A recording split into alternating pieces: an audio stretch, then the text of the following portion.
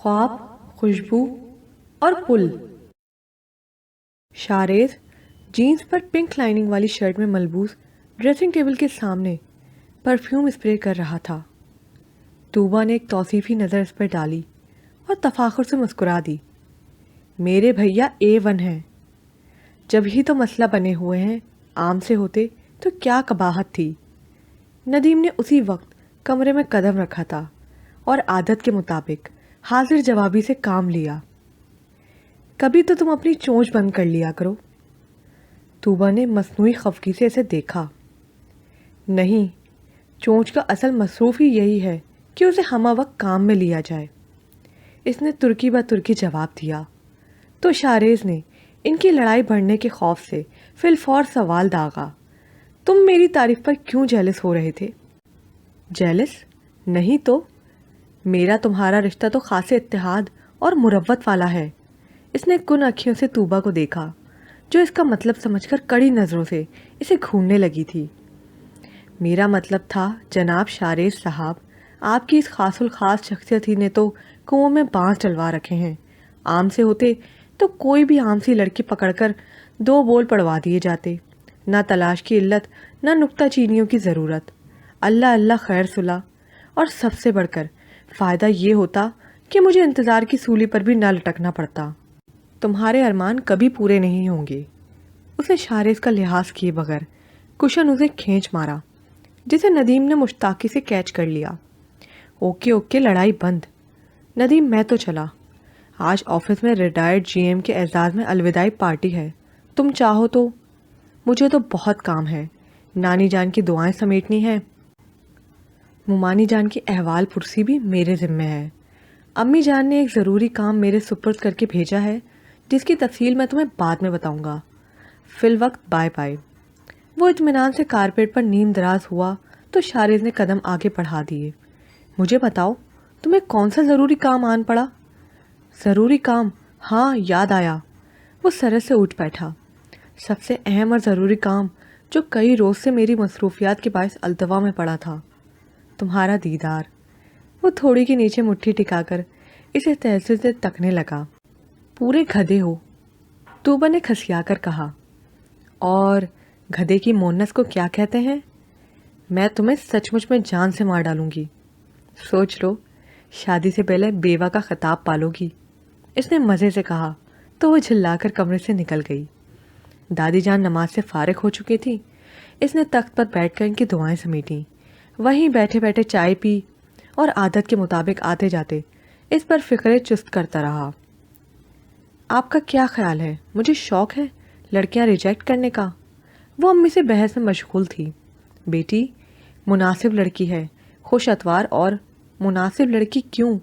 جب بھیا کے لیے ایک سے ایک بہترین لڑکی مل سکتی ہے تو۔ مگر وہ بہترین لڑکی ہے کہاں؟ میں تو تھک گئی ہوں اب۔ امی، اب یوں ہی تو کوئی لڑکی بھیا کے پلے نہیں باندھی جا سکتی نا۔ ان کی سعادت مندی کہ انہوں نے یہ ذمہ داری ہمیں سونپ رکھی ہے، تو ہمیں بھی ان کی خوشیوں کا خیال کرنا چاہیے۔ پچھلی جو لڑکی دیکھی تھی، مجھے تو وہ بہت بھائی تھی، جوڑ بھی بہت اچھا تھا شاریز کے ساتھ اس کا، مگر تم نے اسے بھی مسترد کر دیا۔ امی، آپ کیا جانے بھیا کو لمبے بال کس قدر پسند ہیں، اور اس کے بال بمشکل 2 بالش کے ہوں گے۔ اس کی دلیل وزنی تھی، شاریز کو جنون کی حد تک لمبے بال پسند تھے۔ امی لاجواب ہو گئیں، پھر بولی، اچھا تو وہ پڑوسن کی بھانجی، وہ تو لاکھوں میں ایک تھی، سلیقہ شعور بھی۔ کیا خاک سلیقہ شعور، دیکھا نہیں تھا؟ دیواروں پر جالے، دروازوں پر موٹی موٹی میل کی تہ، صرف اوپر سے جھاڑو پوچھا کر لینے سے صفائی نہیں ہو جاتی، ایسے ہی معمول کی جاتی ہے صفائی پسندی۔ چلو اسے بھی جانے دو، مگر شہلا تو تمہاری اپنی کلاس فیلو تھی، شاریز نے بھی اسے پسند کیا تھا۔ کلاس فیلو تو وہ میری تھی نا امی، میں جانتی ہوں اسے، کتنی تیز و ترال لڑکی ہے وہ، انگلیوں پر نچانے کا ہنر جانتی ہے۔ خالی شکل و صورت سے کیا ہوتا ہے، گن بھی تو اچھے ہوں۔ یہی تو میں کہتی ہوں بیٹی، خالی شکل و صورت چاٹنی تھوڑا ہی ہے، گن پرکھا کرو۔ اب ایسا بھی نہ ہو کہ صرف گن دیکھ کر بیاہ لائیں، لوگ ہمیں الزام دھریں گے کہ بھائی کو مٹھی میں رکھنے کے لیے کم صورت لڑکی بیائی ہے۔ تو کم صورت لڑکیاں ہی گنوں کی پوری نہیں ہوتی، قبول صورت ہو مگر سلیقے طریقے والی اچھے خاندان کی شریف النسب، خاندان سے کیا ہوتا ہے امی؟ آج کل تو جس کے پاس پیسہ ہے وہی حسب و نصب والا کہلاتا ہے، پہچان ہی مشکل ہے۔ پہلے تو خاندان ہی دیکھا جاتا تھا اور خاندان پرکھنے میں بزرگ ماہر ہوتے تھے۔ 100 نشانیاں ہوتی ہیں اعلیٰ نسب والوں کی۔ پہلے تو خاندان ہی دیکھا جاتا تھا اور خاندان پرکھنے میں بزرگ ماہر ہوتے تھے۔ 100 نشانیاں ہوتی تھیں اعلیٰ حسب و نصب والوں کی۔ امی، میں جانتی ہوں آپ کیا کہنا چاہتی ہیں، مگر خاندان کی کوئی لڑکی میرے بھیا کی جوڑ کی نہیں ہے۔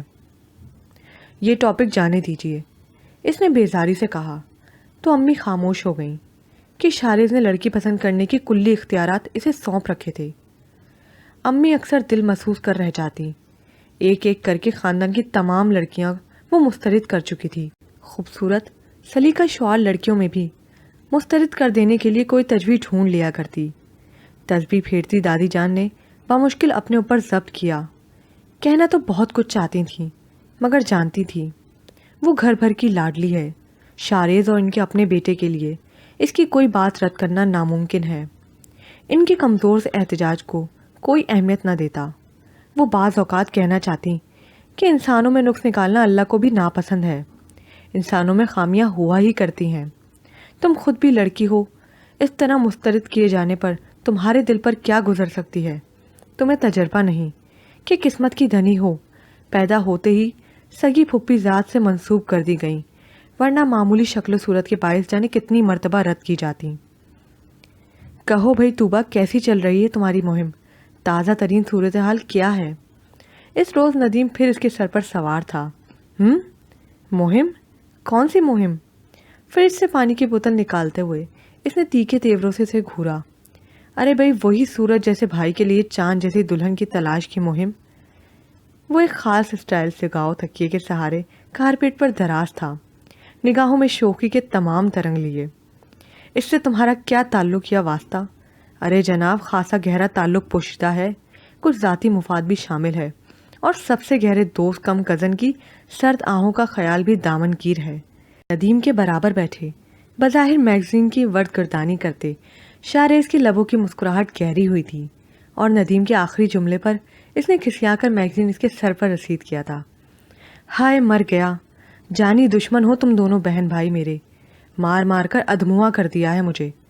جب بھی ماموں جان کے گھر سے لوٹتا ہوں امی باقاعدہ ڈینٹ شمار کیا کرتی ہیں میرے۔ خیر چھوڑو، میں طوبہ سے بات کر رہا ہوں۔ ہاں تو طوبہ جی، کیا بنا اس لڑکی کا پچھلے ہفتے جسے دیدار کی شرف سے مشرف فرمایا تھا آپ نے؟ کون؟ وہ تمہارے دوست کی بہن نہیں، وہ نہیں چلے گی۔ اس نے مایوسی سے سر ہلایا۔ ہائے، کیا مطلب نہیں چلے گی؟ کیا محترمہ ارکن نساء کے مرض میں مبتلا ہے؟ تم سے 1000 مرتبہ کہا ہے کہ ثقیل قسم کی اردو مجھ سے نہ بولا کرو۔ وہ جھنجھلا گئی۔ اچھا تو پھر سلیس اردو میں بتا دو، کیا نقص تھا محترمہ میں جو اب تک مجھے نظر نہ آ سکا کہ خاصی ناقص نظر ہے میری؟ اس نے مذائقہ اڑانے والے انداز میں کہا، مگر وہ سمجھ گئی۔ تمہارا کیا خیال ہے؟ مجھے شوق ہے اچھی لڑکی کی تلاش میں مارے مارے پھرنے کا، یا اپنے عزیز ترین بھائی کی شادی کا مجھے ارمان نہیں۔ توبہ توبہ، اچھی لڑکی کی تلاش اتنی مشکل ثابت ہوگی تمہارے لیے؟ میری مدد حاصل کر لو، کم از کم مجھے تو آج تک کوئی لڑکی بری نہیں لگی۔ اس نے کڑی نظروں سے ندیم کو دیکھا تو وہ سراسیمہ ہو جانے کی ایکٹنگ کرتے ہوئے بولا، خیر معلوم تو ہو صاحب کا وزٹ کا رزلٹ؟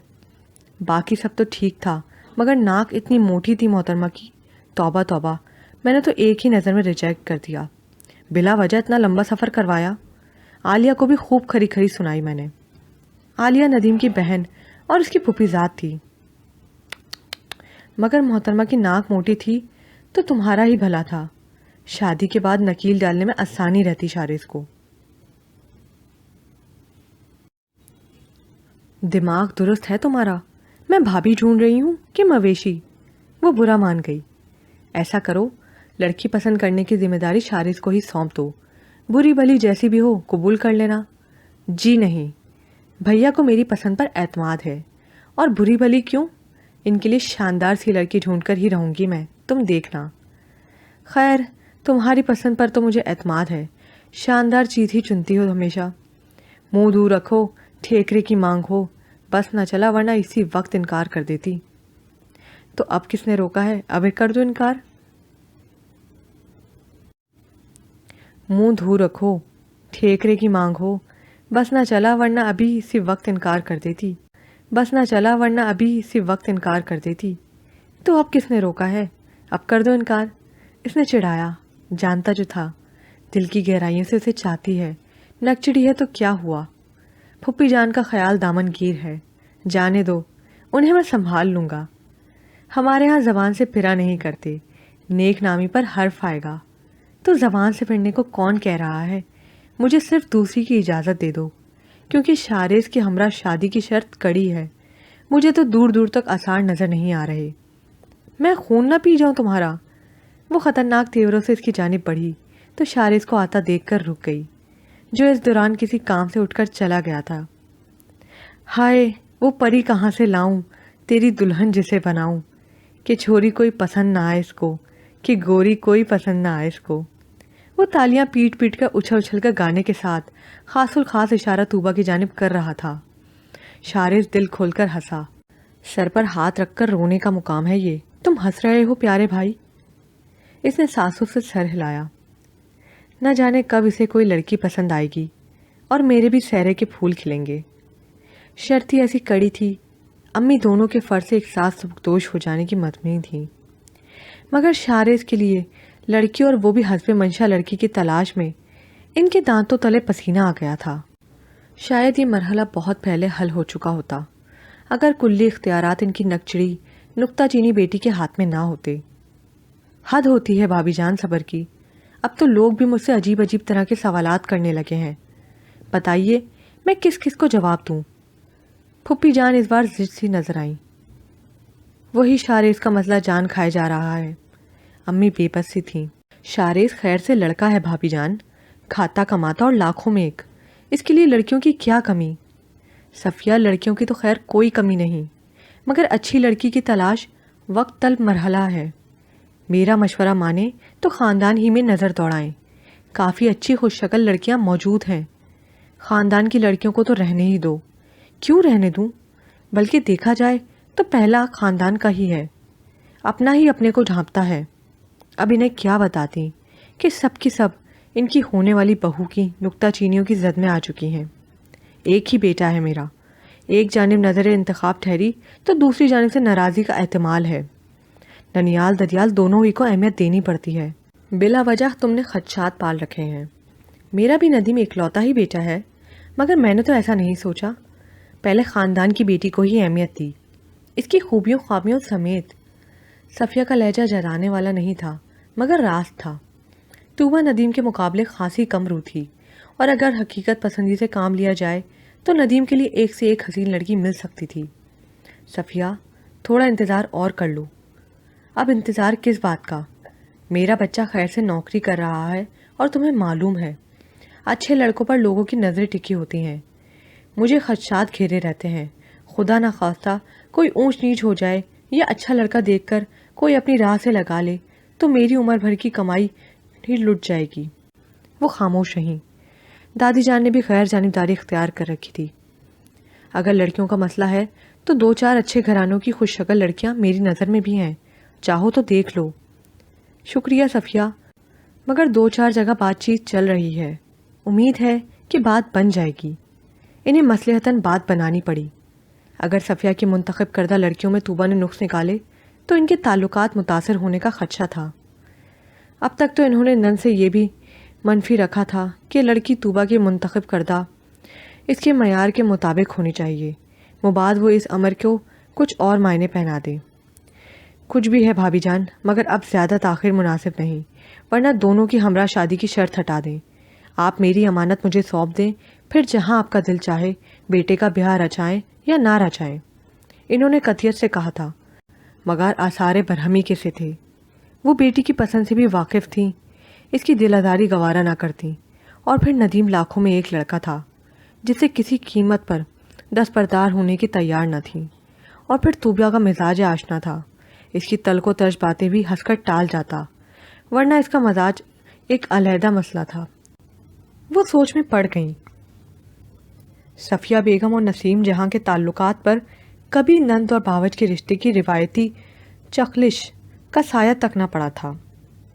वजह नसीम जहां की साबिर व बुर्दबार तबीयत थी। वो नापसंदीदा बातों को दरगुजर करना जानती थी। दूसरों की खुशी में खुश रहना और खिदमत गुजारी का वज़्फ़ भी इन्हें पसंदीदा बहू का दर्जा दे चुका था। शायद इनकी खूबियों को मद्देनज़र रखते हुए ही कम उम्री में इनकी इकलौती बेटी पर अपने नाम की मोहर सब्त करने में सफ़िया बेगम ने देर न की।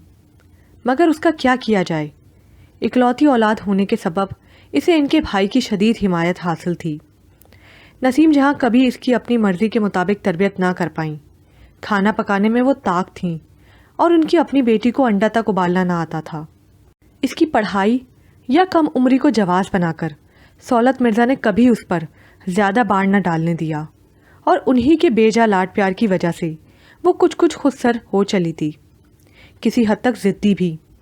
इसकी मनफी आदत कभी कभी सफ़िया बेगम को कुछ सोचने पर मजबूर कर दिया करती।